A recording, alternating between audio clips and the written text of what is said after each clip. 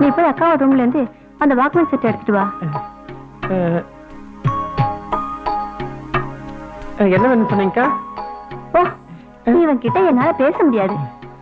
அக்கா காதுல வச்சு பாட்டு கேட்பாங்கல்ல, அந்த சின்ன டேப் ரெக்கார்டர் இல்ல அது. ஓ, அந்த சின்ன பாட்டு போட்டி ஒண்ணு இருக்குமே அதுவா? இப்ப எடுத்துட்டு வரேன்க்கா. வேற மறைக்குதே.